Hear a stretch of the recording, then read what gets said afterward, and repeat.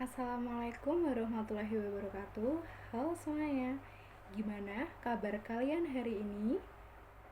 Semoga kalian semua yang ada di luar sana atau yang lagi nonton video ini dalam keadaan sehat semua. Dan jangan lupa tetap jaga kesehatan, tetap pakai masker kalau kalian mau keluar ke rumah atau aktivitas di luar rumah. Soalnya itu sangat penting untuk menjaga kesehatan kalian sendiri dan kalian juga dapat menjaga orang-orang yang ada di sekitar kalian. Nah, pada kesempatan kali ini aku sebelumnya perkenalkan, nama saya Jessica Tia Sandra, NIM 1705520003, program studi akuntansi S1 di Universitas Tikubang, Semarang. Nah, pada materi kali ini aku mau membahas tentang peran auditor internal dalam pencegahan dan pendeteksian kecurangan. Kesempatan kali ini saya berpresentasi untuk memenuhi tugas UTS dari mata kuliah audit investigasi, pastinya dari Bapak dosen Ari Firmawan. Dan pada kesempatan kali ini juga aku mau membahas 5 komponen dari materi yang akan saya jelaskan. Materinya apa aja? Yang pertama itu tentang kecurangan dari perusahaan. Yang kedua itu tentang Diamond Theory. Selanjutnya tentang komponen pengendalian internal. Yang keempat, peran auditor dalam mencegah dan mendeteksi kecurangan. Yang terakhir atau yang kelima itu tentang kompetensi internal audit. Oke, materi pertama tentang fenomena kecurangan. Nah, pada fenomena kecurangan ini aku membahas tentang kecurangan yang ada pada PT Garam. Di sini itu PT Garam menyalahgunakan wewenangnya yang harusnya itu dia mengimpor garam konsumsi, tetapi dia malah mengimpor garam produksi gitu atau garam industri. Nah, di sini itu ada dua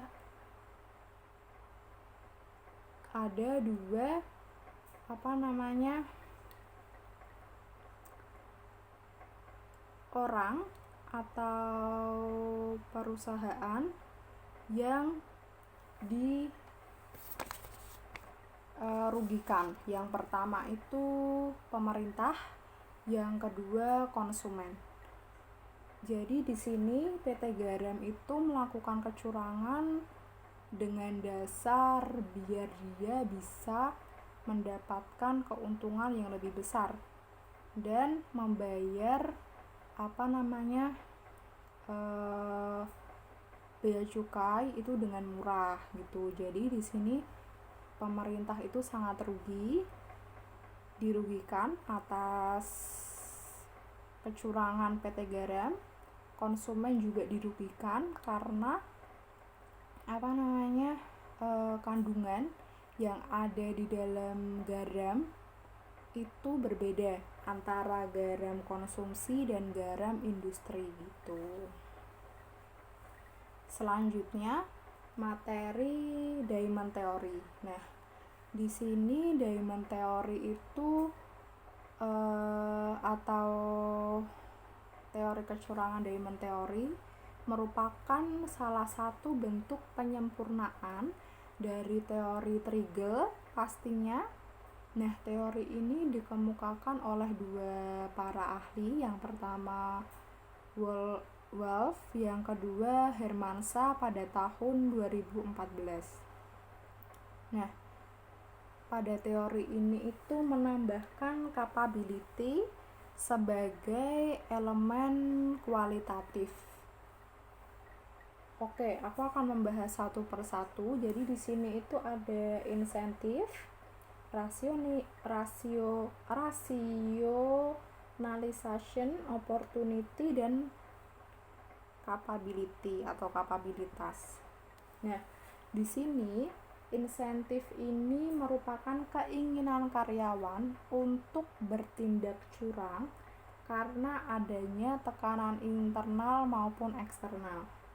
Nah, kecurangan ini tuh timbul karena apa sih? Karena masalah keuangan, tekanan pekerjaan, dan gaya hidup.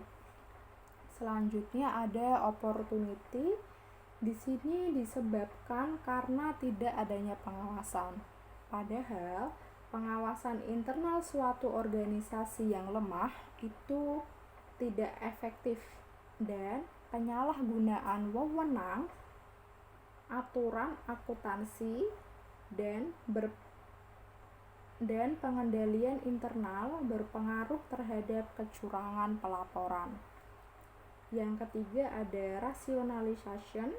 Di sini pelaku kecurangan selalu berusaha untuk melegalkan perbuatannya dengan berupaya untuk mencari-cari alasan. Jadi artinya di sini dia itu punya alibi yang kuat buat membuktikan bahwa dia itu tidak salah padahal dia salah. Dan dia itu menganggap bahwa dirinya itu melakukan kecurangan itu adalah tindakan yang wajar gitu. Selanjutnya ada capability atau kapabilitas. Ini merupakan kecurangan yang umumnya nominalnya yang dirugikan atas kecurangan ini sangat besar sekali. Dan kecurangan ini itu tidak mungkin terjadi jika tidak ada orang tertentu dengan kapabilitas khusus yang ada di dalam perusahaan gitu. Jadi di sini tindak di sini jadi pelaku fraud itu memanfaatkan kemampuannya untuk mengambil keuntungan yang sangat besar sekali. Selanjutnya materi sifat-sifat dari kapabilitas. Ini ada 6. Yang pertama itu ada positioning. Selanjutnya ada intelligence, ada confidence atau ego. Yang keempat ada coercion, ada deceit, ada stress di sini. Nah, aku akan menjelaskan satu-satu. Yang pertama itu ada positioning. Nah, di sini positioning itu posisi yang memberikan kemampuan untuk membuat atau memanfaatkan kesempatan untuk menipu. Nah, di sini pelaku kecurangan di sini itu. Terus yang kedua intelligence, itu berarti pelaku kecurangan punya pemahaman untuk menggunakan posisi, fungsi, akses untuk keuntungan yang sangat besar. Jadi dia itu pintar mengambil kesempatan dalam kesempitan. Jadi kalau misal ada yang lengah dikit langsung tuh dia melakukan kecurangan gitu. Yang ketiga ada ego. Nah, tipe kepribadian di kapabilitas atau sifat-sifat kapabilitas yang ego ini itu orang itu didorong untuk berhasil di semua aspek. Jadi dia dipaksakan untuk bisa, nggak bisa tuh harus bisa gitu. Dan biasanya orang yang kayak gini itu memiliki empati yang kurang ya pastinya. Selanjutnya yang keempat, coercion itu pelaku memaksa orang lain untuk melakukan atau menyembunyikan penipuan. Jadi di sini artinya misal nih aku ngelakuin kecurangan gitu, terus ada salah satu teman yang tahu kalau aku melakukan kecurangan. Nah, aku tuh menyuruh dia untuk tutup mulut gitu agar aku tidak ketahuan gitu. Selanjutnya deceit ini pelaku harus berbohong agar meyakinkan dan harus melacak cerita secara keseluruhan. Artinya pelaku kecurangan itu harus mempunyai alibi yang sangat kuat agar kita ini sebagai rekannya atau sebagai institusi percaya bahwa beliau tidak melakukan kecurangan. Selanjutnya stres. Jadi yang dimaksud stres di sini itu pelaku harus mengontrol stres agar tidak mudah ketahuan. Jadi kebanyakan orang yang melakukan kecurangan ini akan lebih gelisah daripada orang-orang yang tidak melakukan kecurangan. Contohnya, lagi-lagi saya yang habis melakukan kecurangan, terus di dalam pikiran saya pasti saya takut, aduh gimana nih nanti kalau misalnya ada yang tahu, saya ketahuan, saya harus gimana nih gitu. Jadi pelaku ini harus mengurangi pikiran-pikiran itu biar tidak malah jadi terjerumus sama pikiran-pikiran itu sendiri. Selanjutnya pengendalian internal. Pengendalian internal di sini pengertiannya adalah proses yang dilakukan atas amanat dari dewan direksi atau manajemen dalam suatu organisasi yang tujuannya untuk apa? Untuk melindungi aset perusahaan dan memastikan kepatuhan kepada hukum dan peraturan yang berlaku. Nah, manfaat pengendalian internal itu sendiri yang tadi sudah saya jelaskan, melindungi perusahaan dari melindungi aset perusahaan, maksud saya dari kecurangan, dari pencurian, dari penyalahgunaan atau dari kesalahpahaman. Nah, di sini ada tujuan entitas di dalam pengendalian internal. Yang pertama ya, itu ada efektivitas dan efisiensi operasi. Yang kedua, ada keandalan atau reliabilitas pelaporan keuangan. Yang terakhir, kepatuhan dengan peraturan dan perundang-undangan yang berlaku. Selanjutnya materi yang akan saya bahas itu penerapan sistem pengendalian internal.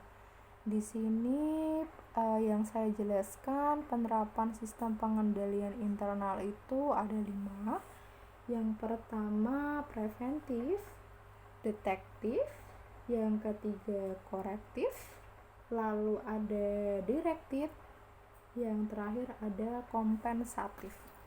Siapa di sini yang tahu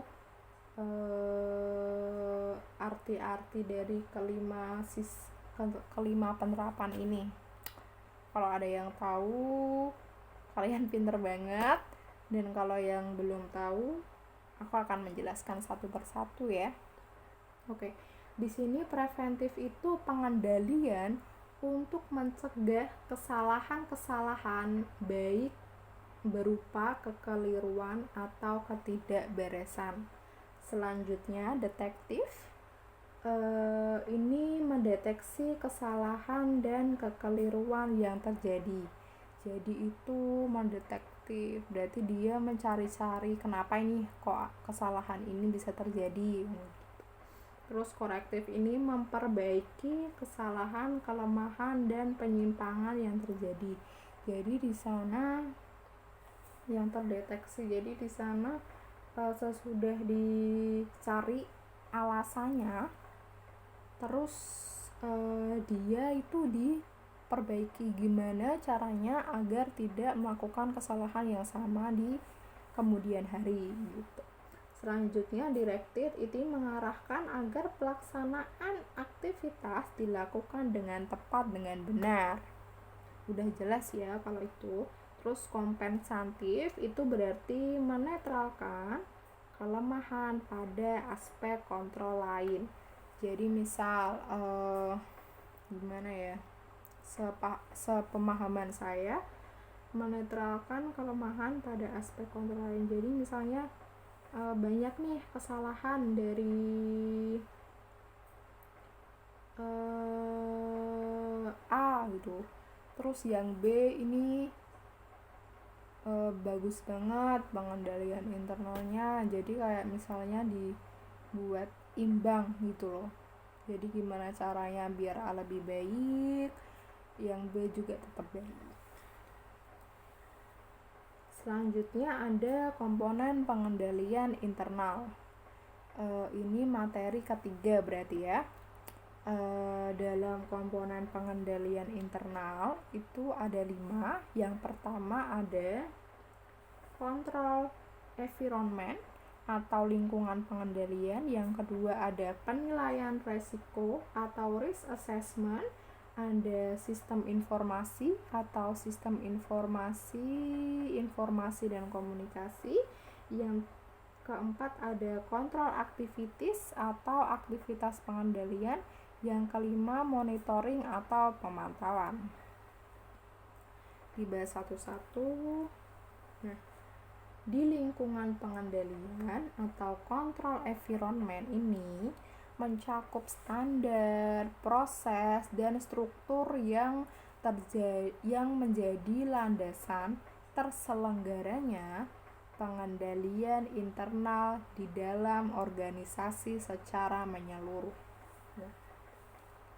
Di sini dijelaskan bahwa lingkungan pengendalian itu tercermin dari suasana dan kesan yang diciptakan Dewan Komisaris dan manajemen puncak mengenai pentingnya pengendalian internal dan standar perilaku yang diharapkan. Lalu agar lingkungan pengendalian ini dapat berjalan dengan baik, gimana sih praktek atau sikap yang harus kita lakukan gitu. Di sini ada 4. Yang pertama itu integritas, yang kedua nilai etis, yang ketiga kompetensi dari orang, dan yang terakhir entitas.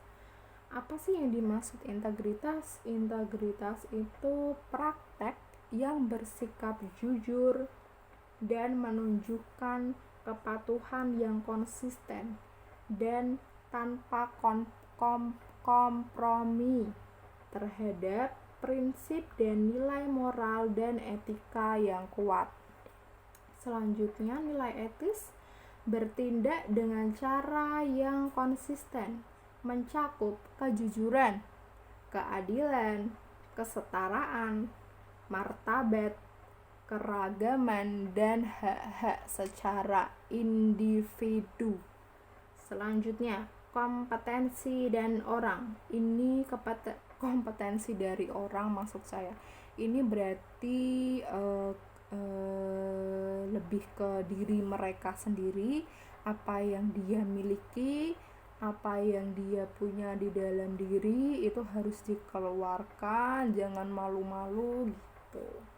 Yang terakhir, entitas ini berarti sesuatu yang memiliki keberadaan yang unik dan berbeda, walaupun tidak harus dalam bentuk fisik. Selanjutnya, penaksiran risiko atau risk assessment. Di sini, mekanisme yang ditetapkan untuk mengidentifikasi, menganalisis, dan mengelola resiko-resiko yang berkaitan dengan berbagai aktivitas di mana organisasi itu beroperasi. Selanjutnya, yang dimaksud resiko itu sendiri itu dipahami sebagai suatu kemungkinan bahwa suatu peristiwa pasti akan terjadi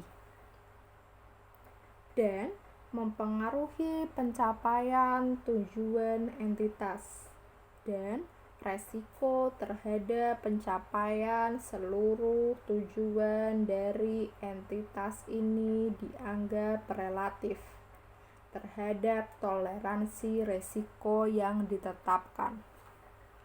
Selanjutnya, prinsip-prinsip yang mendukung penilaian resiko ada berapa? Ada 4.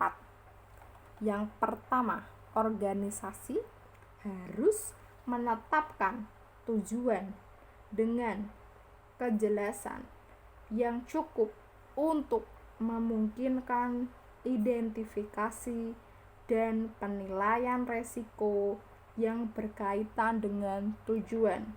Selanjutnya, mengidentifikasi resiko terhadap pencapaian tujuan di seluruh entitas dan analisis resiko sebagai dasar untuk menemukan bagaimana resiko harus dikelola. Yang ketiga, mempertimbangkan potensi kecurangan dalam menilai resiko terhadap pencapaian tujuan. Yang keempat itu mengidentifikasi dan menilai perubahan yang signifikan dapat mempengaruhi sistem pengendalian internal. Selanjutnya ada aktivitas pengendalian atau control activity. Di sini berarti pelaksanaan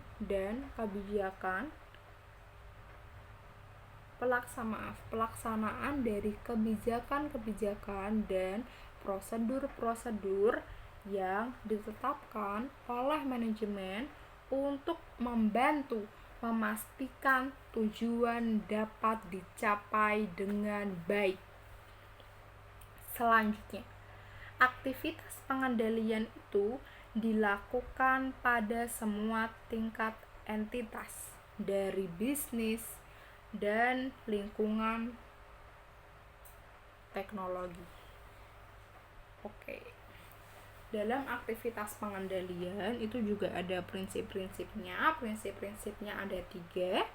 Yang pertama, berkontribusi terhadap mitigasi resiko pencapaian sasaran pada tahap yang dapat diterima. Memilih dan mengembangkan aktivitas pengendalian umum atas teknologi untuk mendukung tercapainya tujuan.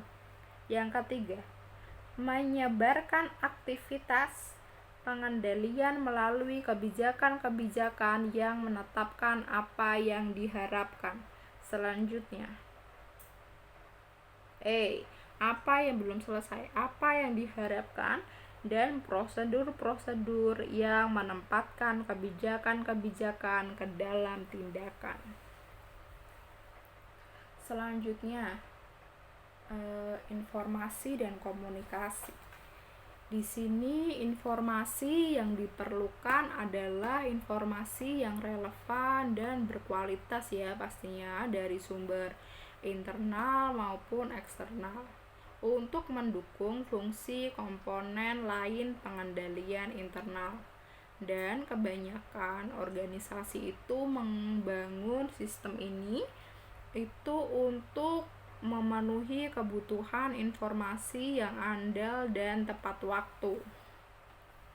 Nah, sistem yang memungkinkan orang atau entitas memperoleh dan menukar informasi yang diperlukan untuk melaksanakan, mengelola, dan mengendalikan operasinya.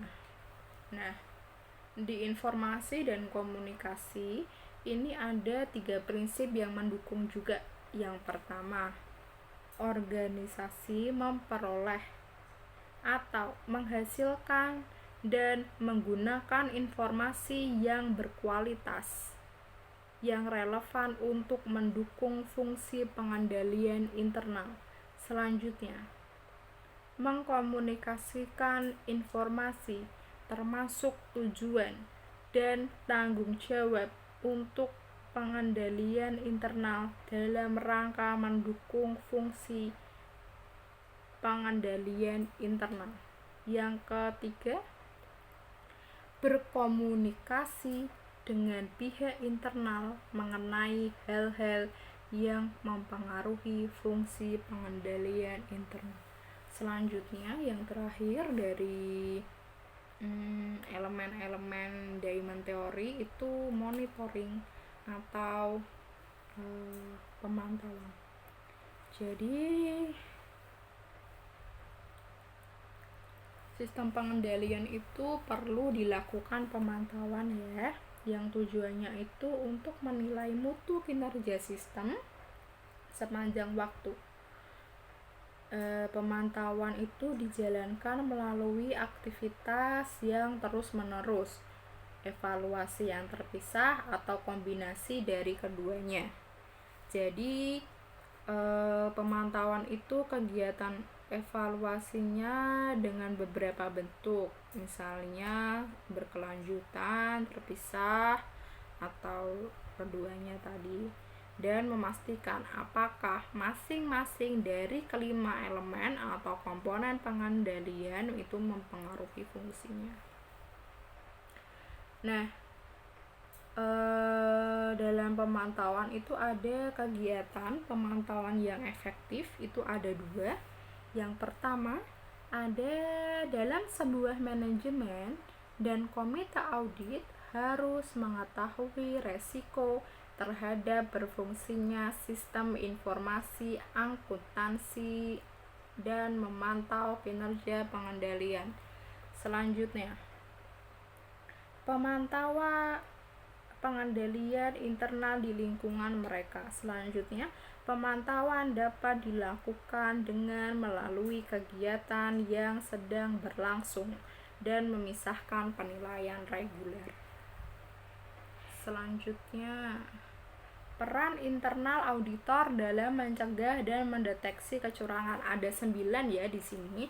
Yang pertama itu mendukung pemimpin untuk membuat proses dan program anti fraud dan dimonitor secara teratur dan berkala. Selanjutnya, memfasilitasi penilaian risiko dalam instansi, unit pelaksanaan, dan tingkatan operasional. Yang ketiga, menghubungkan dan mendokumentasikan aktivitas pengendalian anti fraud untuk mengidentifikasi risiko kecurangan. Yang keempat, mengevaluasi dan menguji serta efektivitas operasi program pengendalian anti fraud. Yang kelima, mengevaluasi dan menguji desain dan efektivitas operasi program pengendalian anti fraud.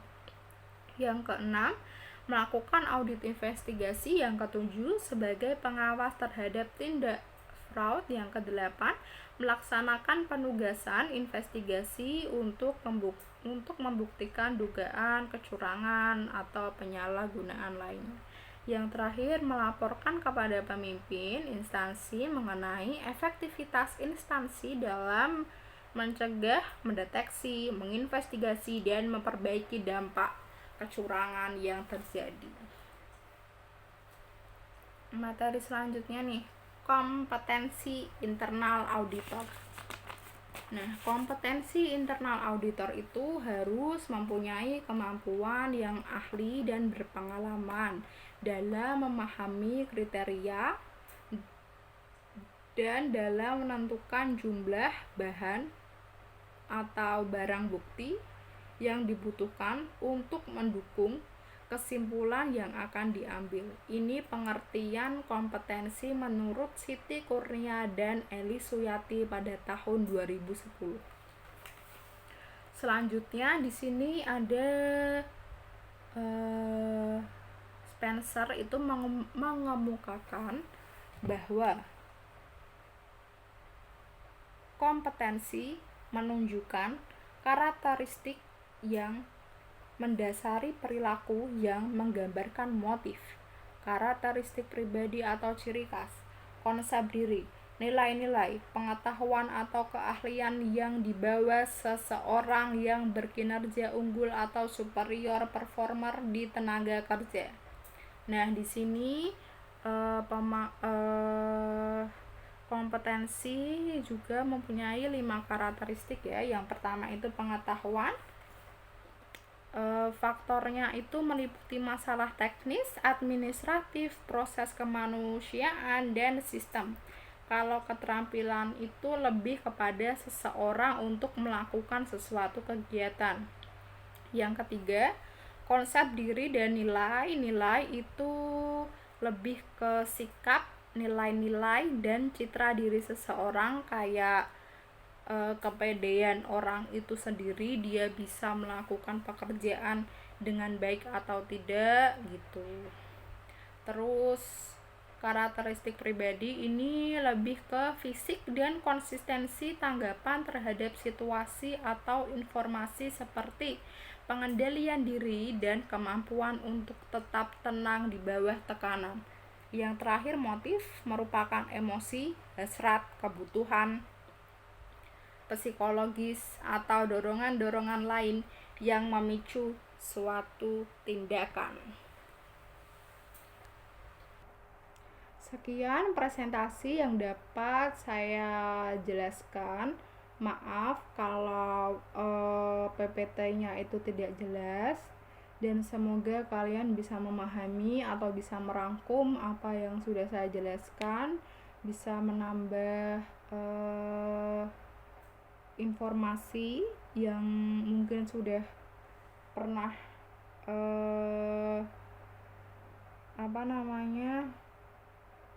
membahas hal ini, tapi ada yang kurang, mungkin ada tambahan dari materi saya, boleh. Semoga bermanfaat dan semoga kita bisa bertemu di lain waktu. Bye bye. Wassalamualaikum warahmatullahi wabarakatuh.